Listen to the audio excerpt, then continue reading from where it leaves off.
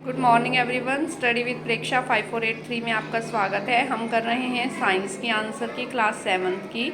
निम्न में से कौन सा जीव स्वपोषी है? नीम का पौधा जो है वो एक स्वपोषी है। पाचन में जल का अवशोषण किस अंग द्वारा किया जाता है? बड़ी आंत द्वारा।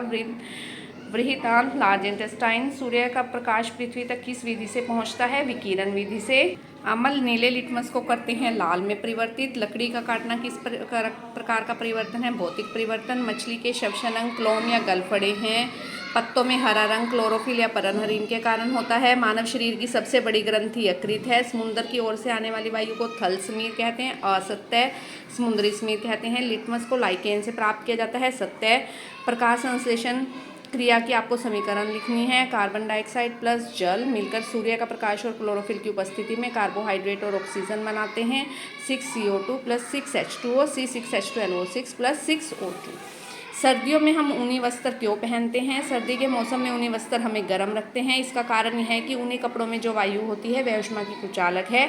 यह शरीर की गर्मी को बाहर जाने से रोकती है, जिससे शरीर में की गर्मी शरीर में ही रह जाती है। लोहे को जंग से कैसे बचाया जा सकता है? तेल या पेंट चढ़ाकर, ग्रीस की परत चढ़ाकर, जस्त की परत चढ़ाकर, क्रोमियम की परत चढ़ाकर। मनुष्य का श्वसन तंत्र आपको बनाना है। नासा गुहा से हम सांस लेते हैं। श्वास नली, उसके बाद ये दोनों हमारे फेफड़े हैं।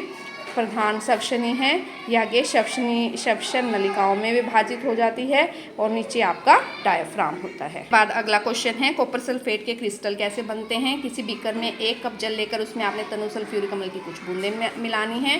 फिर उसको गर्म करना है। जब जल उबलना आरंभ करते तो धीरे धीरे कॉपर सल्फेट का चूर्ण निरंतर चलाते हुए मिलाएं। कॉपर सल्फेट का चूर्ण तब तक मिलाएं जब तक वह घुलना बंद ना हो जाए। अब इसे फिल्टर पेपर से छान लें, ठंडा होने दें। जब ठंडा हो रहा हो तो इसे ना हिलाएं। आप देखेंगे कि बीकर की तली पर कॉपर सल्फेट के क्रिस्टल प्राप्त हो जाएंगे। ऊष्मा चालक वे पदार्थ जो अपने में से ऊष्मा प्रवाहित होने देते हैं ऊष्मा चालक कहलाते हैं। लोहा चांदी सभी धातुएं हैं इसमें।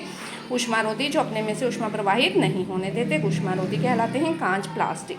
स्वपोषी, विषमपोषी और परपोषी का उदाहरण। स्वपोषी इस विधि में हरे पौधे अपना भोजन सरल अवयव से संश्लेषित करते हैं। हरे पौधों के इस प्रक्रम को हम प्रकाश संश्लेषण कहते हैं, जिसमें पौधे कार्बन डाइऑक्साइड खनिज लवण की सहायता से कार्बोहाइड्रेट और ऑक्सीजन बनाते हैं। परपोषी और विषमपोषी इस प्रक्रिया में जीव अन्य जीवों से अपना भोजन ग्रहण करते हैं। परपोषी में इसकी निम्नलिखित विधियां हैं। मृतजीवी मरे गले सड़े से अपना भोजन प्राप्त करते हैं। मृतपोषी कहलाते हैं, जैसे कवक। परजीवी दूसरे जीवी जीवों से के अंदर या बाहर रहते हुए अपना भोजन प्राप्त करते हैं, जैसे अमरबेल। सहजीवी 2 जीव मिलकर अपना भोजन बनाते हैं। कवक और शैवाल। कवक आश्रय और खनिज प्रदान करते हैं, जबकि शैवाल भोजन बनाता है। अगर आप लोग मेरे चैनल पर नए हैं तो चैनल को सब्सक्राइब कर लीजिए। अमीबा में पाचन क्रिया का वर्णन करना है। अमीबा के पादप भोजन को पकड़ने और निगलने का कार्य करते हैं। अमीबा के भोज्य पदार्थ जो है वो सूक्ष्म जीव खाद्यान्नी में फंसने पर पाचक रसों द्वारा सरल भागों में बदल दिए जाते हैं।